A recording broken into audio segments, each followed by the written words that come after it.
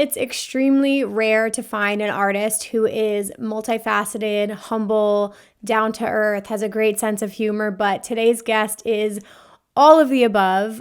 German multi-instrumentalist, vocalist, composer, and electronic artist Avion joins me today to chat about pursuing his passion in music and carving his own path in the market, how he takes care of his mental health, memorable fan interactions that he's had, as well as why he is yet to make a trip across seas to America. Y'all are going to walk away from this interview a major fan of Avion, I can promise you that. So get excited and stay tuned for today's episode. Hey there, welcome to Rave Culture Cast, a podcast dedicated to fans of EDM and music festival culture. My name is Emma Capotis, a festival fanatic and dance music enthusiast who turned my passion for raving into an online career working with some of the biggest names in the industry. Festival tips, advice, hot topics, industry news, music, and more are all discussed here. Think of me as your unofficial rave mom, here to help you navigate the EDM community and festival world. Tune in every Wednesday for your weekly dose of peace, love, unity, and respect.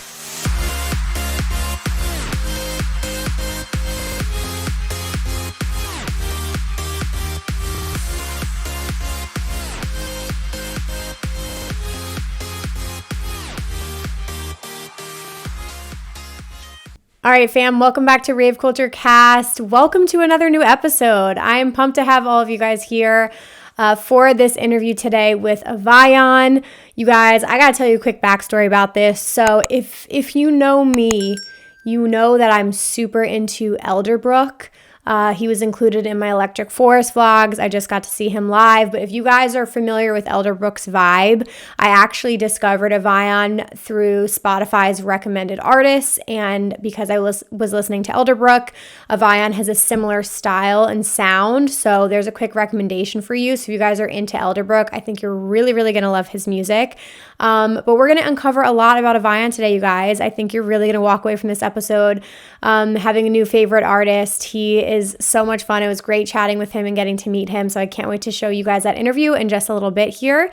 But before we dive into things today, you guys, I have a couple quick submissions that I am looking for. So we've got 2 upcoming topics that you guys can submit stories to. The first submission is all about your rave journey. So how it started versus how it's going now. So I want to hear what was some of the first shows and festivals you went to versus what do you attend now? How has your music taste changed? How have you changed as a raver? Kind of walk me through that evolution and kind of tell us a little bit about how you have evolved as a raver.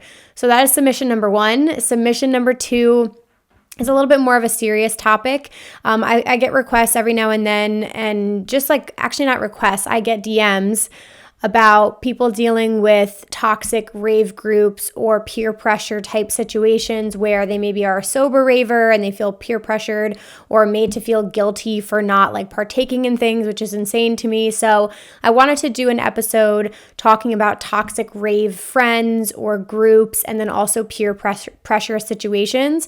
So if you've ever found yourself in one of those situations, I would love for you guys to write in and talk about the situation and share your story, how you dealt with it, where are you now with the situation, and then if you need any advice as well, you are more than welcome to just write in questions about how to deal with it, and I will happily give you guys some advice as well. So 2 topics here. You can write into both, one or neither, totally up to you. Just send in your emails to raveculturecast@gmail.com.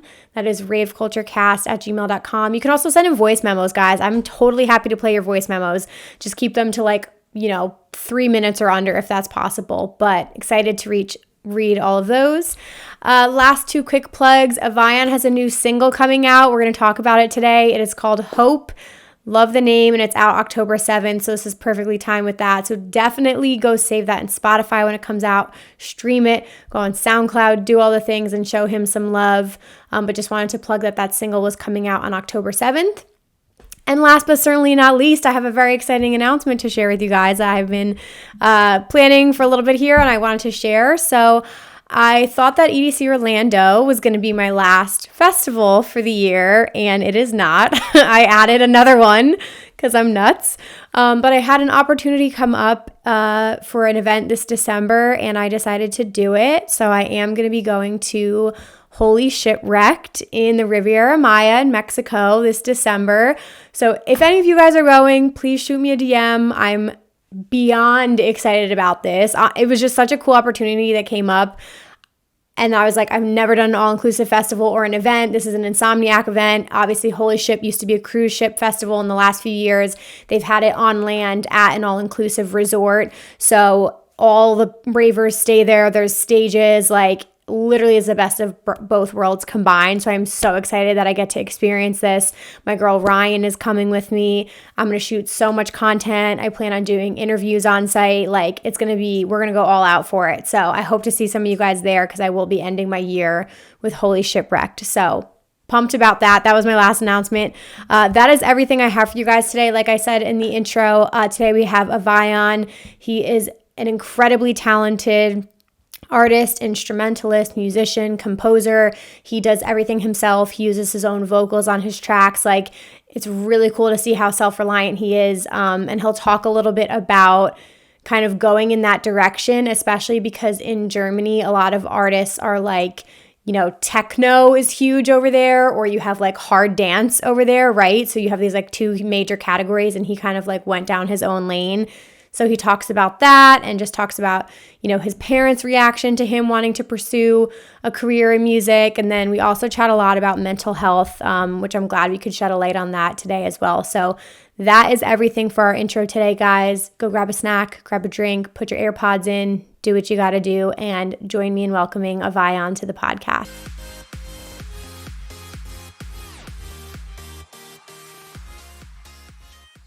Awesome. Well, just before I will jump in, I keep things pretty casual, but just to introduce myself, I'm from New Jersey. I've had this podcast now for about 3.5 years, and I do all kinds of content creation around music festivals.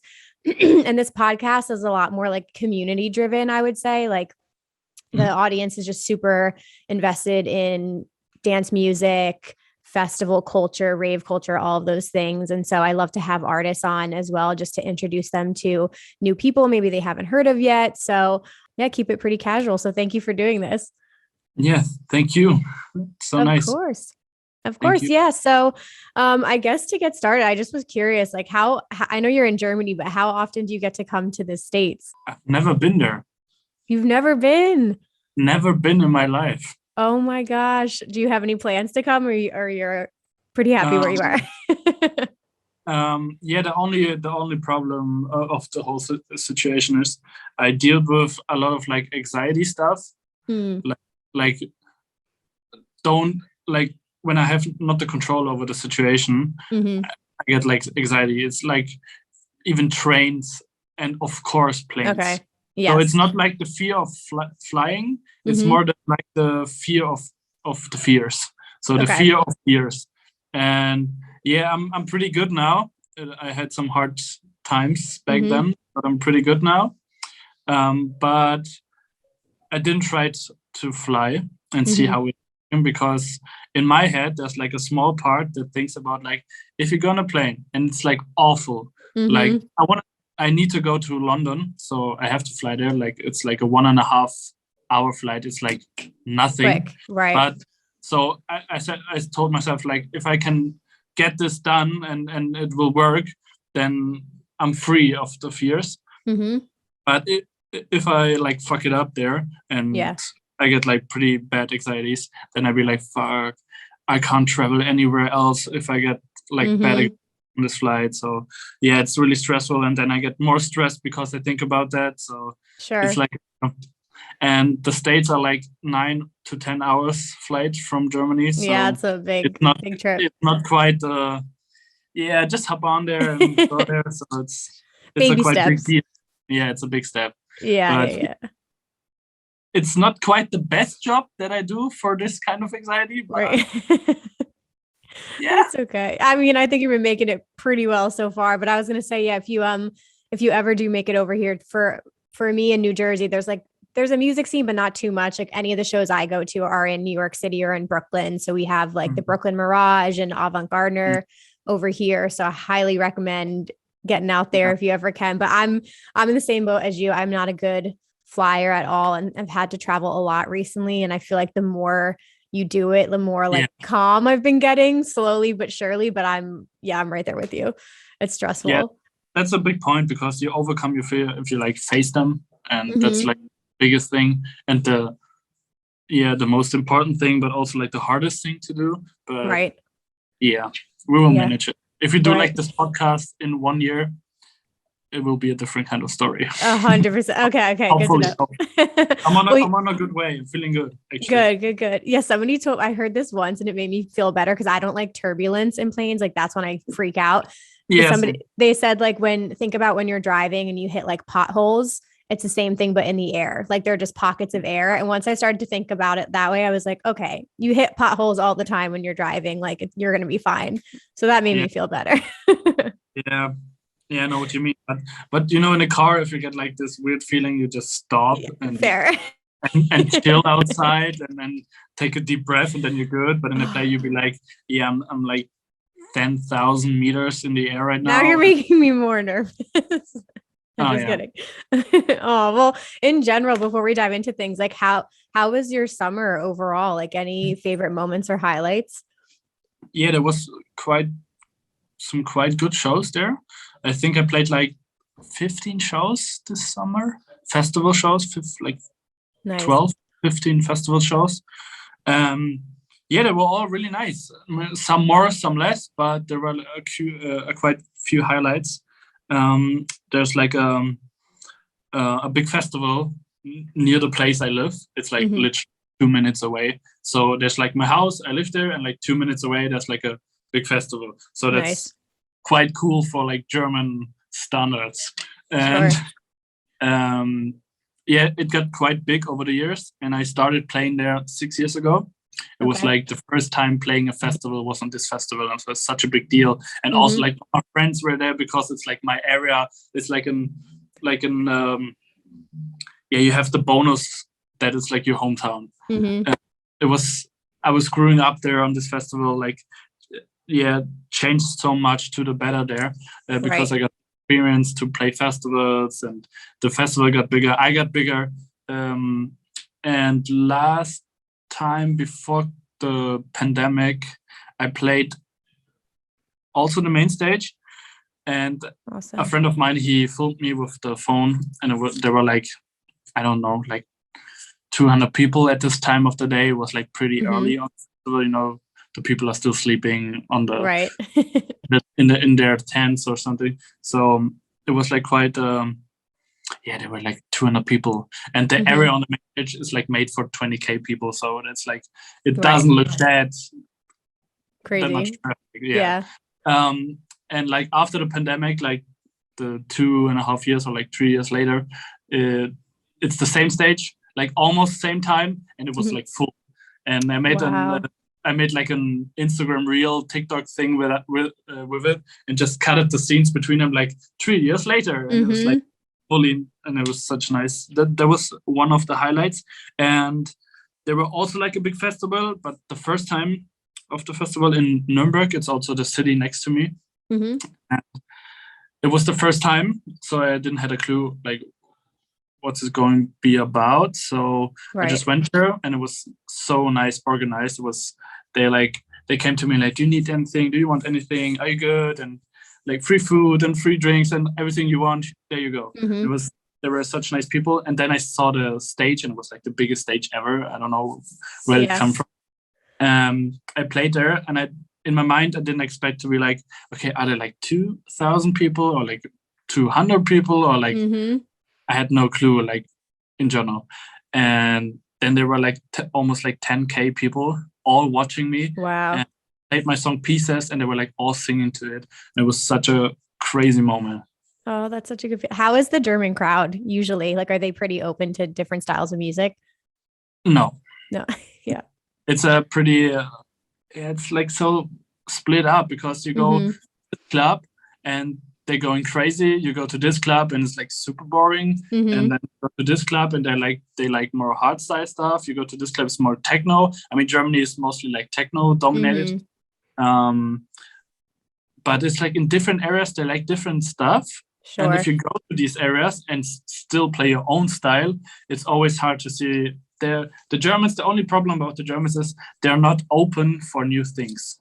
Okay. They only want to listen to their same DJ, to the same music, and they be like, yeah, that was a good party night because I know this all, so it's nice. Right. And if they know something, they will love it and cheer you up. And if they don't know, it's like a new thing, they're like not open-minded. Be like, yeah, I'm gonna watch it and see if I like it or not. They'll be like, nah, I won't even listen to this because I don't know it. So yeah, that's like the German thing, but I can say it because I'm German, so that's okay. Yeah. So you know them so well, but I haven't been able to, I feel so bad, but I haven't been able to do any shows in Europe yet. And like, as a dance music fan, like it needs to happen, but it is super interesting. So how did you kind of like carve your own lane then? Like, did you know you had a certain sound you wanted to go for and just like continue to pursue that?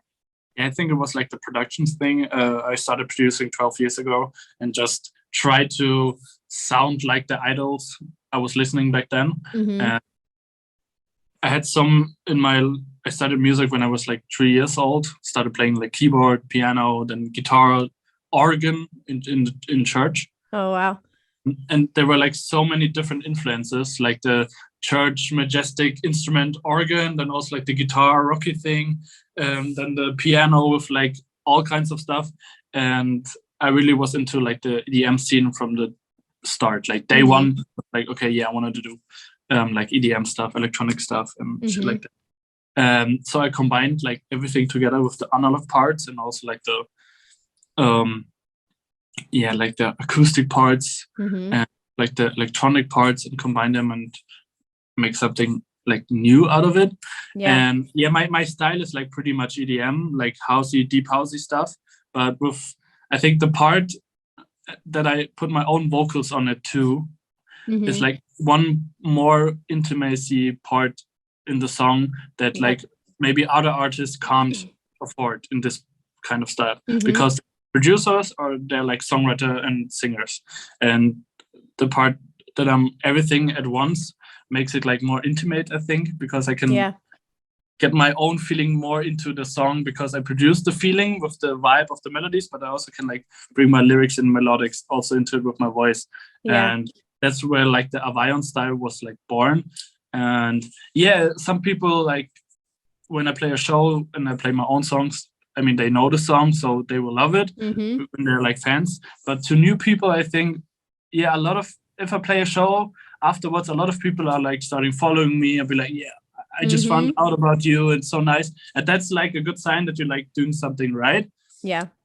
But yeah, I also played shows where like it was not that much of a big deal. So yeah, it's interesting. It's though. like it's like the German audience. I can only like talk about the German audience because all the shows I played this summer was like German audience. So, and that's also a big part of like the flight thing because I had like Indian tour appointments, like North American tour appointments and stuff like that. I could play this all this year, but yeah, I talked about it with my manager and be like, yeah, I think like mental health should be put like first. Oh, and 100%. I wasn't like in the state of mind to be like, yeah, fuck it all, I'm just gonna do it. I mean, I could do it. Like, I mean, they're like, if I go to the doctor and say like I need to go to fly there, he will give me something that I can fly there. You. Like, yeah, help me. But that's not the vibe I'm feeling. I don't want to like put me on like drugs to do what I love. So no. I want to like completely enjoy it, and that's like the thing that I want to be like mentally completely at the state of mind where I can like just do it and enjoy it. That's the fucking point about it, like enjoy it. Yeah. Well, I mean, that's the good, I have so many questions for you, but that's the good thing about this, because your music can be reached to people everywhere anyway. So that's why I'm like excited to have you on. And I know I've gotten more into like deep house, melodic house, and techno within the last years. And you definitely can see that style growing in the United States as well. But it is amazing that you can rely on yourself. Like, you're doing everything, the instruments, vocals. Did your parents encourage you to play instruments, or did you have the desire to do that yourself? I mean, like, my parents supported me because like they paid the lessons and stuff of like, of course they didn't say like, no, you don't play an instrument. My father was a musician and my grandpa was a musician and stuff. So we're like a quite like musical family. So my dad was like super supportive. We're like, yeah, I know a teacher, let's go there and ask him if he could like take us under your wing and just teach you something. And I started it. And so they were like supportive, yes, of course, because learning instruments is like a good thing. It's no waste. But when the whole producing stuff started, it's like, yeah, my mom, they're like old school, like a bit old school. The thing she just saw was like me sitting on a laptop all day and pressing buttons and be like, I mean, if you listen to a producer, the process of producing sounds like not that good, because if you search for a kick, like a snare, like hi-hats or stuff, you'll be like,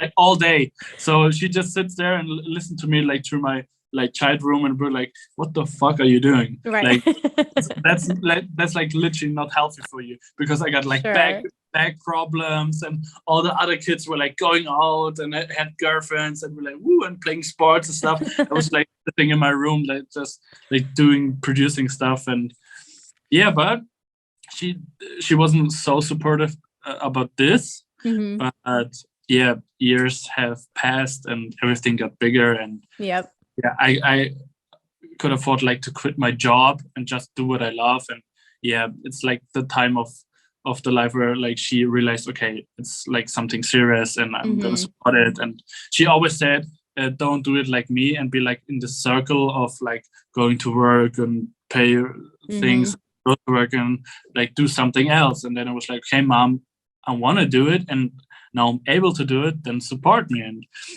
she I know she just loves me and be like, yeah, I just want some good stuff for you, because she's when she was mad at me, she's just, yeah, she wasn't sure about the whole thing, because my parents are born in Romania, and back then it was like a different vibe there. As a child, you help the people, you helped your family and made food, and like the whole family was like a company. Everyone has its own little job, and it was like a different vibe. And I'm telling my mom, yeah, I'm just gonna sit on my laptop and make music, and that's what I want to do. So that's like a different vibe. I know, I understand her, so I know it's just because of love, but now she understands it, supports it, and the whole family supports it. So that's the best feeling. And I know it changed so much on my mental health, and like in this unconscious mental health, that the whole family supports it now, because they knew what I was doing, and I knew I don't need the whole support of my family, because I know what I'm doing. I love it, so I do it. So, but unconsciously, there's like a little bit of like a little darkness that tells you like, but your family don't like it. And yeah, that was actually a big part of like the mental health stuff. But I remember the talk I had with my mom where I said like, you need to understand I'm happy now and I love what I'm doing. And and I'm also proud of it. And when she said it changed so much. That's so awesome to hear. I connect with you a lot on that, because I think it definitely is a generational thing, because I think, our parents grew up in a completely different world, and even just with having like social media and things like that, like absolutely. Yeah. I've had conversations with my parents too. They see me traveling to music festivals and creating content, and they're like, are you actually working and getting paid to do that? And I'm like, I am. It's pretty amazing, but not everybody's meant for an office and that style of job. And there's nothing wrong with that, but absolutely. you pursued your passions, and it paid off for you, which is amazing to see. It's the best feeling. I appreciate it so much. Oh, that's so cool. Yeah. And so I'm curious, like, how did you get into actually performing and playing shows? Like, what was the first show you ever played, and how did you take that first step to doing that? When I also started producing, I also wanted to do like the whole playing live show thing. And there were like a lot of clubs in the city where I live, and I was like 16 years old, and there were like parties for the people who are like 16. It's just like the 16 like teenager parties just for people who are 16. That's awesome. And I wrote the guy who were doing this like parties on Instagram, and I told him like, hey, I'm like a DJ in this area, can I play there? And he was like, yeah, I don't know, I have so many people who asked me this, I need to check. And he always said, yeah, I'm gonna check. And there was like one time when he wrote me back and be like, I think I got something for you. And it was like, Right. Yeah, what? And it was like a big club, like where like I think like 3K people will fit in the big area. Wow. And there were like a small area it's like a bar area with like Yep. with like a DJ controller standing there, like a little stage with like 5 people in there. And it was like, yeah, you can play there. And I'm like, okay, I'm gonna do it. And I remember it still as like it was yesterday. I was sitting in my room preparing my set, and I prepared it for like 1 week. Like right now, if I play a show with like 10K people, I prepare my set like 20 minutes before the show. Wow. But Okay. back then it was like I was preparing my set like 1 week. I'd be like, fuck, what should I do? And I will remember it. I had a paper, and I write down the track list and even the time code when I should do the transition to the next song. And in the club it was so dark, so I had my phone in the left hand with the flashlight on. Right here, my laptop, here the controller. Oh my god. Like, okay, and then I also had like a clock, so I know where to like do the next one. It was like the multitasking first gig, but it was like the start of something, because the 5 people who were in this room liked it. Yeah. Oh, that's they had you back. Nobody had given a shit. So, but that's right. That's okay. But the guy who owned like the club and the whole company of the party, he said, "Yeah, you can play another show too." And it was going on next weekend again. Then I played in the bigger rooms, and I also rocked it. And then I started to play the songs that I made. I did back then like the whole Charmy vibe, you know Charmy? Yep. He was like the number one first idol I had in the scene. He's amazing. The whole Charmy scene, it was like the Untold vibes. I think the song I fell in love the first was like Untold from Charmy. And it was a different sound, like the like future house, deep house sounds. And I fell in love with it. So I tried to produce also like this. And I made songs.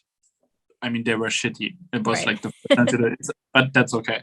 But I played them live, and I fell in love playing my own songs and playing my own style, and not just to play what people like want to hear. And I don't want to play a show where people be like I'm playing here and people facing to each other and dancing. I wanted to people like to look at me and like the connection. See me perform. Like a typical, like if you're on an EDM festival, nobody's like turned around to the DJ. They all look at the stage and be like, okay, yeah, I want to see him. And I wanted like this kind of vibe. So I started to play my own songs and try to like get this like my own style into the scene. But it's like a small city in Germany with people who just want to dance to music they know. So it didn't work out. And the guy kicked me out of the company and be like, nah, you can't play anymore here. Yeah. But that was a good thing, because I think if I just played there and was successful just playing there, I think I wouldn't be at this point now. I don't know. Maybe it worked out to be just a DJ there and I was fine with it. I don't know. I wanted more. I was hungry. So I started making more music, releasing more music, and years passed, time passed. And then the first song on Spotify came out. It's called Fucked Up. And it was actually like a pretty like hip hop R&B kind of song. That's like interesting. Yeah. Yeah, it was like more like a hip hop rap song actually, but with my voice singing, not also like rapping. I had like in the hook, I had like a singing part, and it was the first time I showed the world like my actual singing voice on a song with the beat. And it went like viral for like for the time of it was like kind of viral. It started to change something in my brain, and it was like, okay, maybe I should do more of this. So I released more music, and then the song You came out. It's called You. It's not on Spotify anymore, but it's still on YouTube, I think. It's called You, and You was the first one that was like the birthday of Avion I am right now. Wow. I mean, what year was that?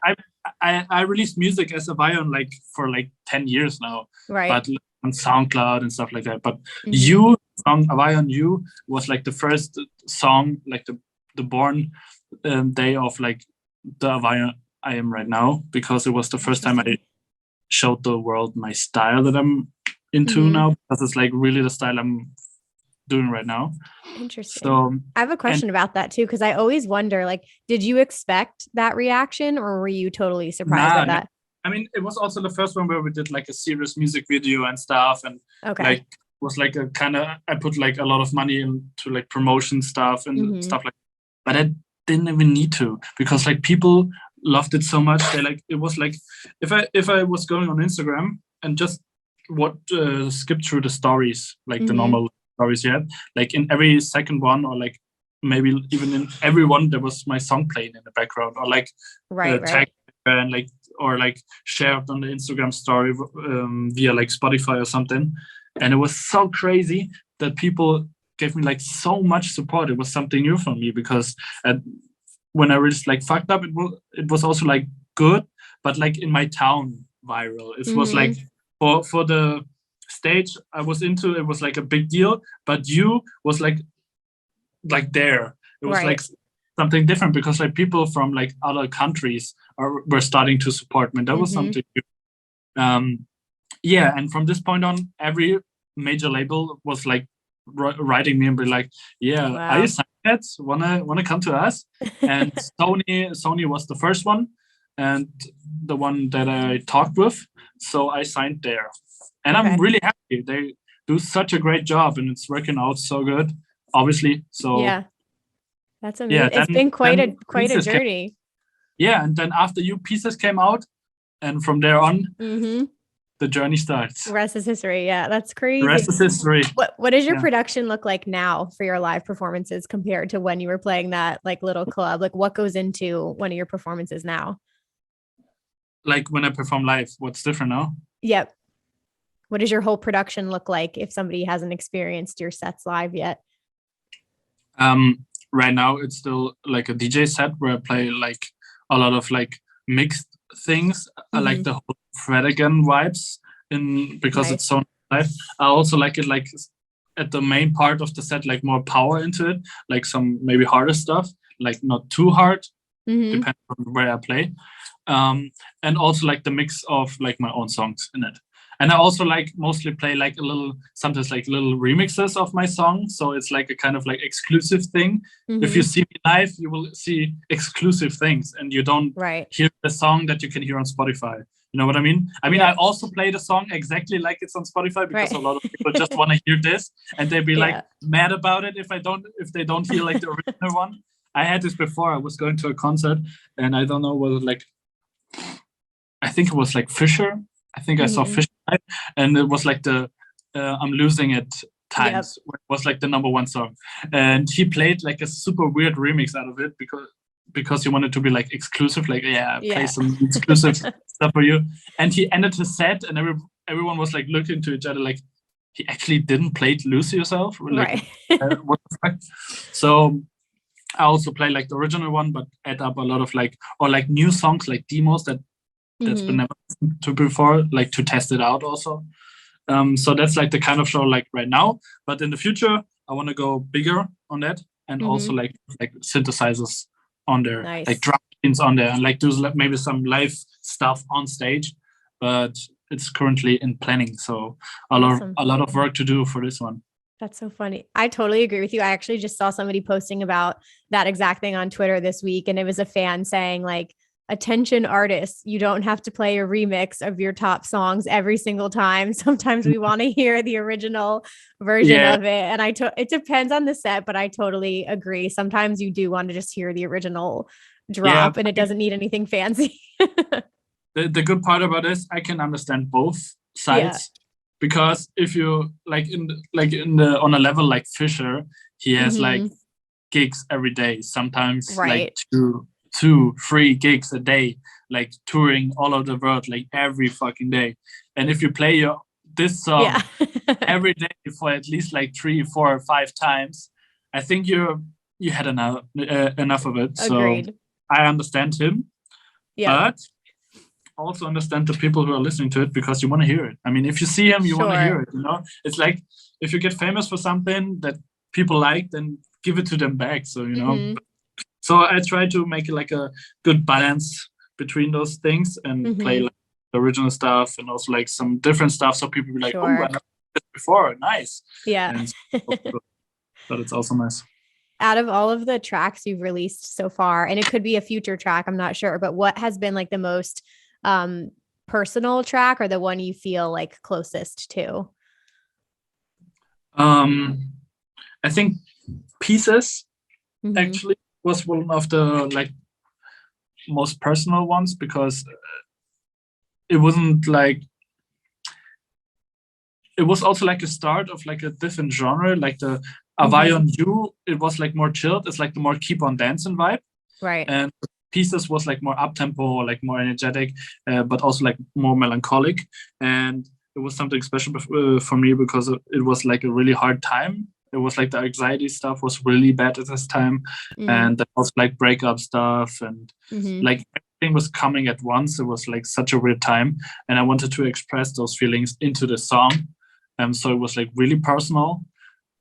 And I think that's like the most like personal one. Also, like the first one I did, the fucked up one. And the song is called Fucked Up, and it was like actually a really fucked up time in my life. But yeah, I mean, every song I do is like a personal message, or like a personal like experience, or like I try also like to not make it too personal, like to just tell stories about me. I wanna make a story that like almost everybody can relate with. And because like everyone has like a cool memory in summer, and in Keep on Dancing is like the summer's memory stuff, and everybody was when you listen to it, be like, yeah, everyone has one memory in the summer where you'd be like, oh yeah, that was a good one. Yeah, I love that. Have you had any cool fan interactions with people who have like come up to you and told you like stories about how your music has like connected with them? Yeah. There's a couple on Instagram. They named her baby Avion. Oh my god! Because they told me, and I was like, so, oh my god, that's so cute. And then the next message was like, yeah, because I got pregnant to your song when we listened to it. And I was like, okay, now I get it. You know what? It still works. Yeah, they opened my Spotify and listened to all my songs, and since they were like, that is hysterical. She got pregnant, so it's like baby Avion. Woo! Oh my god, that's so funny. Yeah, but that's like the funny ones, and like also cute ones. But they're like actually some really crazy ones. Like I think that's like the end level. I have some people who wrote me like really personal messages about like dealing with like suicide, and my music helped them to get away with it. Wow. So that's the craziest thing ever, if you think about like saving a life with music. And that's like the crazy thing. Oh, well, no, that is, I think that's kind of like what we discuss mental health a lot on this podcast too. You know, in every industry, but especially in the music industry as well. And I think that's kind of like must be a really fulfilling feeling to know that you're just putting your art out in the world, and then it's having so much of an impact on somebody's life. It's like very incredible relationship. If you think about it, it's so crazy. And people, I had this memory with your song. I do this with your song. And I'm sitting here in my studio, like, you can't realize it. You can't realize it because it's, I don't know, it's such a weird feeling. It's such a weird feeling. Also, when I play the songs live and people were like closing their eyes and singing to it, then I just remember when I would do this to a song, how much it would mean to me. And I'd be like, people really love it so much. And it's like so weird because it's like I don't know. It's like you're always your big, you're always your biggest criticizer. So I don't know. Yeah, it's a cool connection to have, though. Yeah, but even with the live shows, I don't know how you feel, but I think I became such a festival addict, and like I just love. I've been going to live shows since I was a kid, but to me, I feel the most present in my life when I'm like at a show, because you just feel so aware of your surroundings and you're so in the moment. And I think I just became like addicted to that feeling, you know? Yeah, I absolutely agree with that. That's like 100% true. Also when I'm on stage, I'm the most conscious. Like I'm so in the moment, like the mindfulness is like so crazy. Right. And I love it. I absolutely love it. And I quit, like, I drink no alcohol. I never did drugs or something. I mean, I tried weed and it was like awful. Right. Because I quit everything because I fell so in love with like being so consciousness and like in the moment. And that's like the best feeling. And I realized also that it's the most intense when I'm on stage. Like performing live songs and be like in this moment and like concentrating on this moment right now and the energy between the people and the vibes of the people between me and them. So it's so intense. That's such a cool feeling. How do you, when you're not on stage and you're not making music, like how do you unwind? What do you do just to like relax? Actually, we just chill here in the studio. It's like this studio room is I can't show it to you from the other side. I was gonna say, I see the music note in the background. That's sick. Yeah, that's not the quite good side here. I have like all these plants here. Oh, very nice. Synthesizers and stuff. It's your space. Like all the with the plants and like the whole white vibe with the green touch to it. And actually here is like we have like a big studio that's like my part of the studio, and back then it's like a big loft, like a loft yard, and like two of my best friends are sitting. One is there and one is there with his stuff, and they do like visual stuff or websites or stuff like that. So we all work like in the same like room. Sure. So it's really a nice vibe, and we're like in a quite cool city here. So we go out every day. They knock on my door and be like, "You want to eat something?" I say, "Yeah, let's go out." And then we just head to the city and chill around. And sometimes we just chill we have like a chill area with like some sofas, like and a TV and like a console, playing games or something. So that's so cool. It's nice to have friends on the same wavelength. Yeah, it's like friends, like a friends club, like hanging around. It's also like a club on the weekends because so many people are here. It's all the time we have people here. So that's so fun. Are these friends you've had for like a really long time or newer? Friends? Yeah. They're like day ones. I worked with the one here doing my visuals and stuff. He's like the day one on making my cover arts, like doing all that stuff, and he still does it. So that's so awesome. I always love to ask artists this because I'm just curious if I don't know if you've ever thought about this, but how would your friends describe you? Yeah, that's a good point. I should go ask. I know. It's always like, oh, you got to take yourself out of yourself for a second. Yeah, true that. And then, I think kind of just to wrap up here, I guess like looking forward, how do you feel about the music that you're currently making now that you haven't released yet? It's so nice. Yeah. I'm so happy about it because I also had like a time where I was like not sure about what I do, and I had like not much of like a creative vibe, because there was also like the time where I deal with like the anxiety stuff, and if you have like this anxiety stuff, there's like no space left for creativity, and that's actually like really fucking bad thing. But right now I'm feeling good. I'm learning so much. I came home from a session from Berlin. I was in Berlin for like 1 week doing sessions with the Selected guys. I don't know if you know Selected. No, they do like this deep house channel, and they also have like the biggest deep house playlist on Spotify and stuff. And you heard songs of me like Sleepless. That's a Selected release, and all the artists on it are like Selected artists. And we had a big session with like 15 people all in Berlin with like 5 to 6 studios, and we all had the keys, and we could like just chill there and make music all the time. And I was in a session with every day with different artists, so we made like 4 days 4 different songs. And I have like 4 new songs, and also the new one who's coming out like in 2 weeks. I think it comes out in like 2 weeks. It's called Hope. Yep. That's like a good thing about like a good time of hope. Yeah. I love it. I really love the song, and I'm excited to present it to the world. Oh, that's so exciting. Well, I'm excited to hear everything that you're working on. It's really cool to hear your story here from like where you started to where you are now. And I think just even by the song title, it sounds like you're in a really good place. So I'm excited for you and everything you have to come. And I guess for anybody else listening right now who, maybe getting introduced to you for the first time, like any other messages you want to leave to the Rave Culture Cast audience? Oh, for me, Yeah, you're good. Yeah, like if someone who listened now who's want to start like with producing or like making music or is currently doing it and want to try something else, like with it's we do it short. Yeah. Never stop. It's just the only thing you need to do is like never stop. Just keep on going, and the universe will listen. Beautifully, perfectly put. Could not agree with you more. Thank you so much for your time today. It was really great getting to chat with you, and I'm super excited to share this and put the episode out there. And hopefully in the future I get to come out to Germany and hopefully see you live. Or I will come to the States. Or you come to New York. Yes, it'll happen. Yeah, it will happen. Yeah, manifested. It will happen. It will happen in the future. I believe it. But thank you so much for your time. Thank you so much.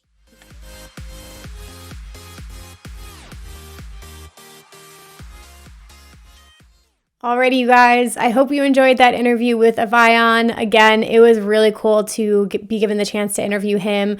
I love introducing you guys to new artists you may not have heard of before, and it's really cool to talk to somebody who, lives over in Germany, tours almost exclusively in Europe. I hope one day he makes a trip out here, but I totally understand his fear of flying, so I totally get that. But go stream his new single, Hope. It is out October 7th. Make sure you save that on Spotify and SoundCloud, and go drop a comment on his page and let him know you came over from Rave Culture Cast. That would be amazing, you guys. All right, let's dive into our Rave Culture Cast recap because we have a ton of news this week, and I wasn't able to do this last week, so I've got a lot to catch you up on, but a couple announcements. So Slumberland, some of you guys might know, we are sponsoring Slumberland Festival. This is a hotel and shuttle takeover that coincides with EDC Orlando. So if you guys need a hotel to stay, the new lineup, the full lineup just dropped. I will be there. We have a whole Rave Culture Cast floor with the Lunchbox team. It's going to be a vibe. But they announced their theme nights, which I'm super excited for. So I got to get outfits for all of these. But essentially, there are pool parties and after parties, and there are different themes for them. So Thursday's theme is Color Wars, pink and purple, so dress accordingly. Friday night is a slumber party, so think like onesies, PJs, like all that good stuff. Saturday's theme is 90s icons, real or fictional. So that, I got to think of a good one for that. And then this one's my favorite, I think. Sunday is It Was Never a Phase, emo/techno night. Are you fucking kidding me? That combination together, I'm so pumped for. So think about all that, you guys. And then the full lineup is out. I'm going to pop it up here.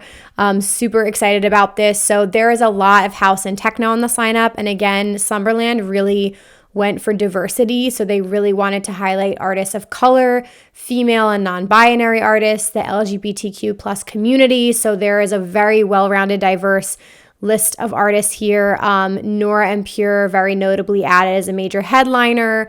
Carl Craig and Kevin Saunderson.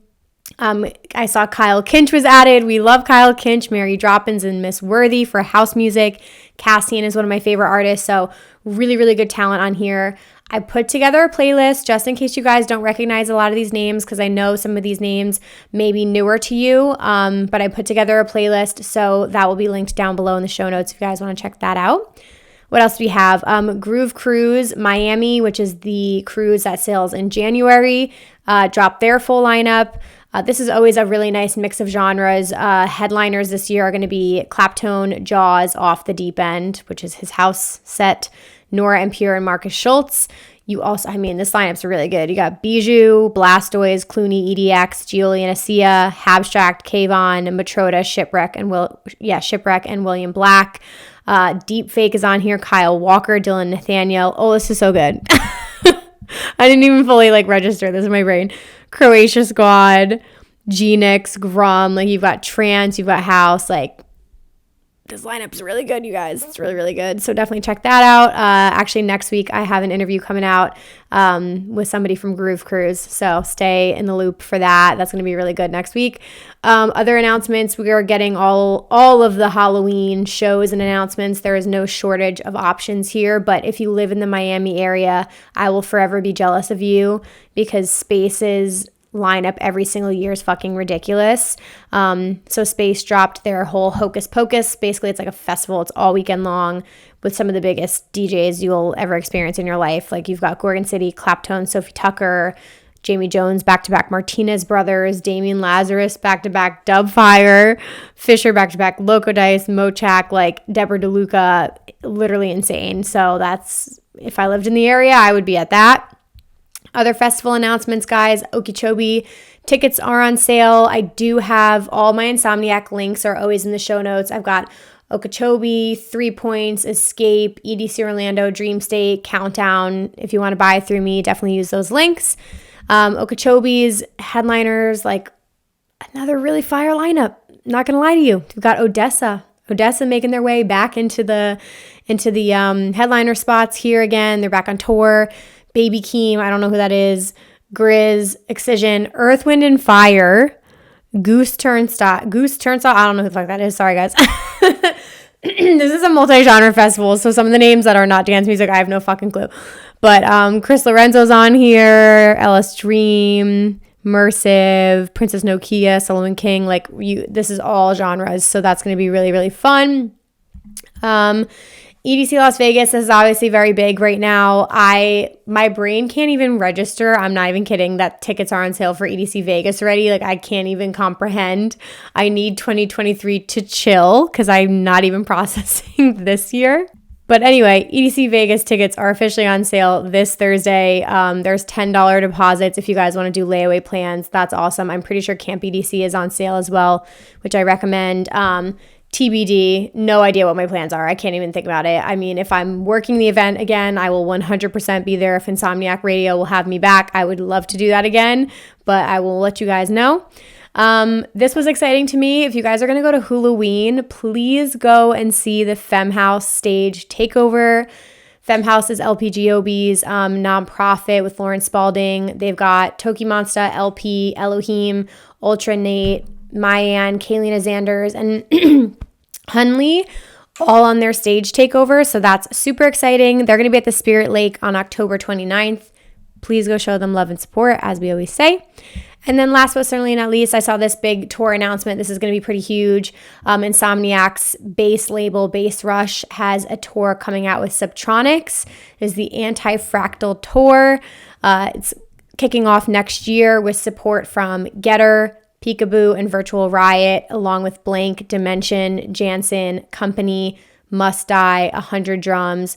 I think that says Holly, Ledtrix, Uber, Ahi, Artix, Osteria, and Veil. Sorry, sometimes it's really hard to read the fucking font of the bass artist. But that kicks off January 13th and runs through March 16th. I don't see a New York date on here, so I think it's one of the blurred out ones probably. But that is everything you need to know going on this week and last week. Now you are all caught up. My fam, there's a couple things you can do before you leave here, and you know the drill. Rate, review, subscribe. Come join the Discord and the Facebook group. I would absolutely love to have you in those groups. Stream of Ion's single coming out, Hope, October 7th. It's going to be awesome. I got a preview of it. It's so good. Super excited I was able to do this episode. And lastly, I hope I see some of you at Holy Shipwrecked. It's going to be really fun. I can't wait to have a vacation in December. I can actually tan and like relax a little bit. We'll see, but it's going to be a vibe. So I'm super excited about that. More content to come on Holy Shipwrecked. And I will see you guys next Wednesday with a new episode. Have a great week, you guys. Bye.